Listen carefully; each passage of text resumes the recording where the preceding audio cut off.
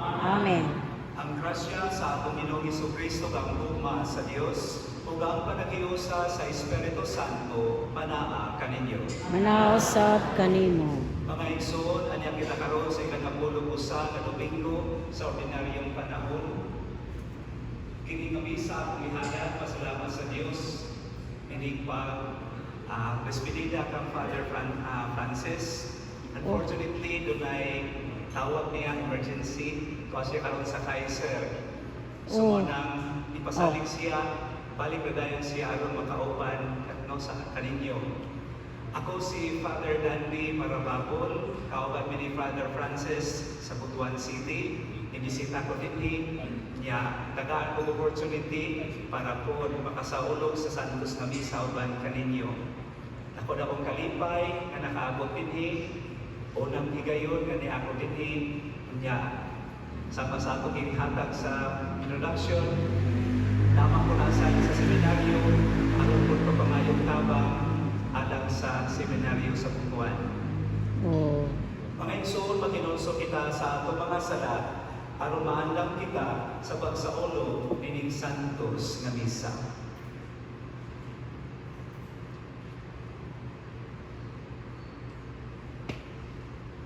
Ikaw na ipadala ron pag-ayo sa mga mahinulsunod, Ginoo kaluy kami. Ginoo kaluy kami. Ikaw na miangni aron pagtawag sa mga kasasala, Kristo kaluy kami. Kristo kaluy kami. Ikaw na nagalingkod sa tuo samahan aron pagpamamaalang kanamo, Ginoo kaluy kami. Ginoo kaluy kami. Kaluyan ta kita sa Dios nga makaagahong sa tanan o pasayloon sa atong mga sala. Dado ng takita niya ngadto sa kinabuhing dayon. Amen.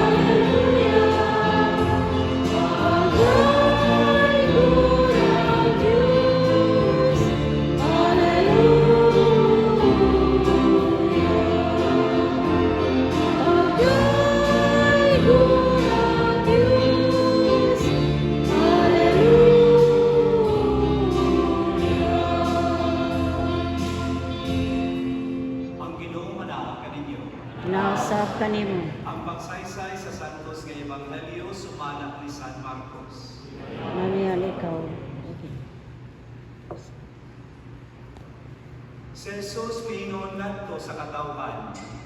Ang gingharian sa Dios sama sa tao nga nagsabod og binhi sa iyang uma. Ug samtang nagpadayon siya sa iyang buluhaton adlaw-adlaw, mitulog o mitubo ang mga binhi sa paagi nga wala niya masabti. Ang yuta mo'y nagpatubo o nagpabunga sa mga tanom. Maoy muuna ang linghod nga punuan. Unya usunod ang iyang buhay. O unya ang gusto ng mga lugas. O gini kahinog na galabon kini kay ting-ani naman. Sa unsa mang utana ikatanlid nato ang giharian sa Dios. Nangutana sa Jesus. Unsa man sambingaya ang gamiton nato pagsaysay niini.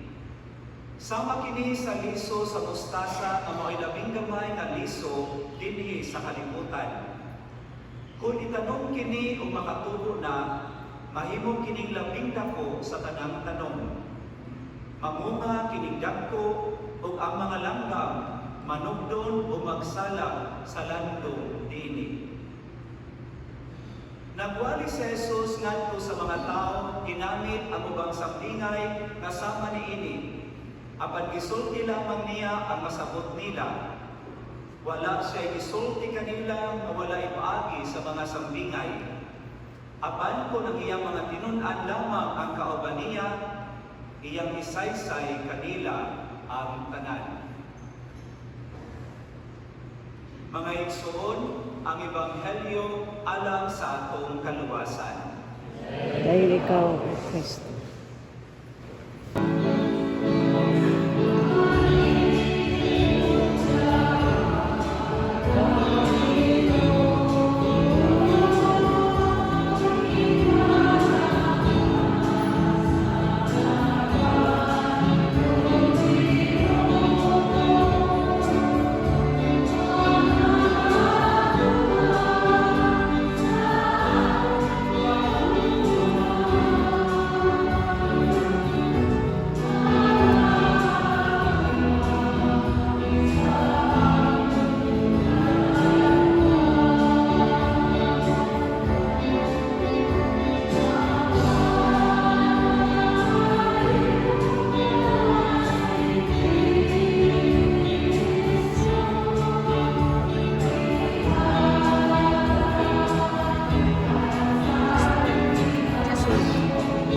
Just wait, maybe she needs it.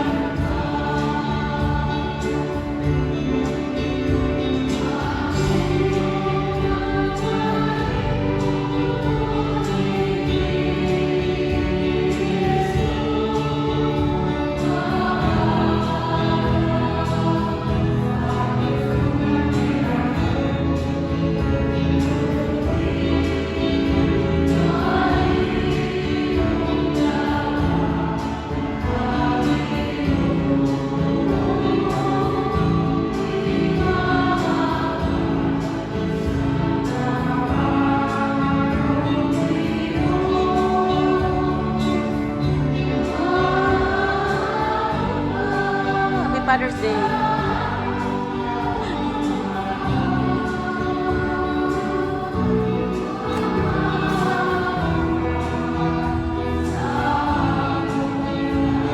Hindi.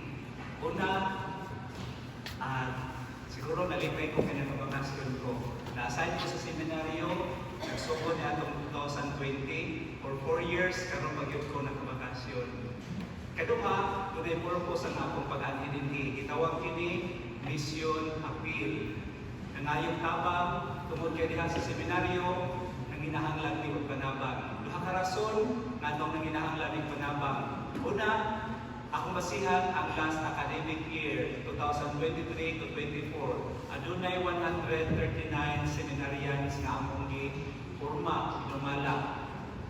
Unya, sa mga gasto ini, gawa sa sweldo, sa mga faculty at staff, seminary, mga formators, mga pagkaon, ako na ko yung gasto kay kada adlaw muhurot yung big duha ka sakong bugas. Uyang mga seminarista, bahala gamay ra ang sudan, basta kay kalkon. Mauna. Nya mo nang ako kay gasto. Mo na may mga bulan ka deficit yun big. Okay? Ikaduha nga rason, ano na nga yung ikapang, niyatong November 17, 2022, nahitabo ang duha ka sunod-sunod ng mga incidents, hapit masunog ang seminaryo. Tungod kay, dunay mga linya sa kuryente nga nag-spark tungod sa kadaan. Kaya ang seminaryo natugod 1959, yung wala ko yun undergo o renovation. Kanya ko expire man ang mga electrical wires. Nadugaan pag yun, kaya doon ang linya nga ning-spark, doon na ay tulog sa tunog, ang atong namo ay mga muslot na. So mula tayo ang tubig, o na grasyahan ko sinuho kay panahon sa pag-spark sa kurente, napa ang mga trabahante. Nadali ra pagluwas. Kaduhang yun na. O na, di na ko magpaabot o third time, kaya base mo ng panahon na, ganit na mabukungan. O na, kinahanglan ang pag-ilis sa ato, kaya nga no, kung wilis ka electrical wires, yan niliilisan na nato, tapos na gihapon, kaya di mga tulo. Mo nang dubli ang gasto na ginahanglan nila kong panaba. We humbly accept na di mo o lisod yun ang maong agyato bang na mga problema. Muna nangita di pamahagi, sulisit, ngayong tabang dito, niya di-report. Muna nanuktok ko sa inyong mga kasing-kasing, kanini mo ang kasikan collection para ni sa seminaryo na matabangan ni sa amo ang panginahanglan. Kinautong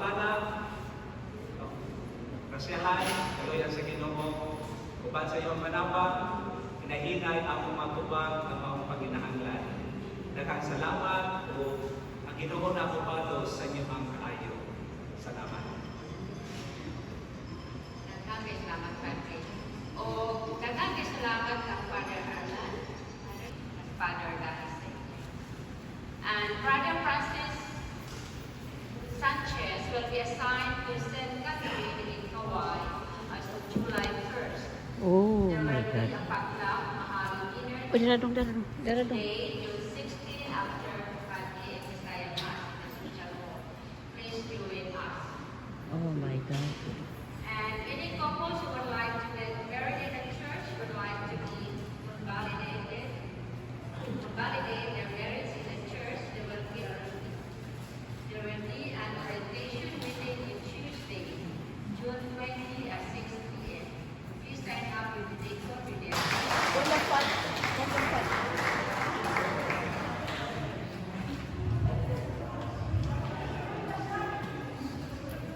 Kay kalibong ang mga amahan mati sa tubangan para sa special blessing.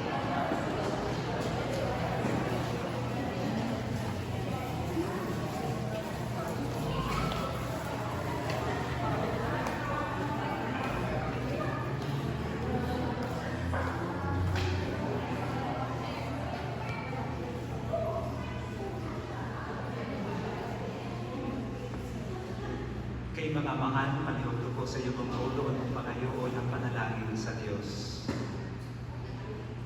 Let us pray. God our Father, in your wisdom and love, you made all things. Bless these men, that they may be strengthened as Christian fathers. Let the example of their faith and love shine forth. Grant that we, their sons and daughters, we honor them always with a spirit of profound respect. Grant this through Christ our Lord.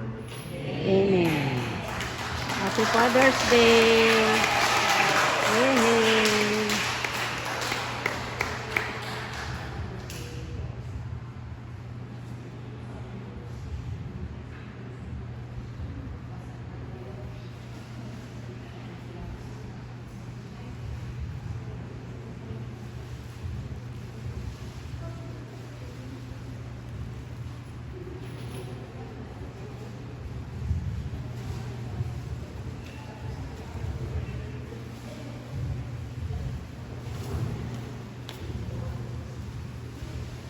Atong sugaton sa masipang palakpak ang ating mga amahan.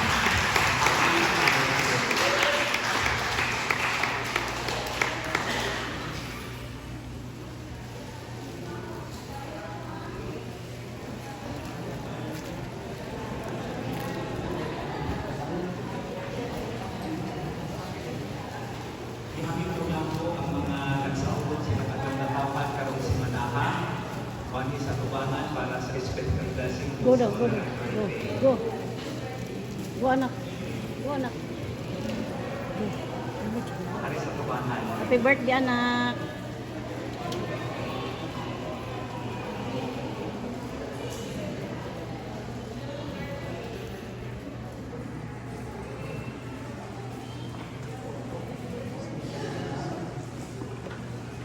Please bow your heads and pray for God's blessing.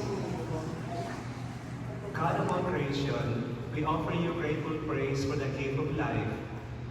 Hear the prayers of your servants, for he calls today the day of their birth, and rejoices in your gifts of life and love, family and friends. Bless them with your presence, Lord, and surround them with your love, that they may enjoy many happy years, all of them blessing to you. We ask this through Christ our Lord. Amen. Happy birthday.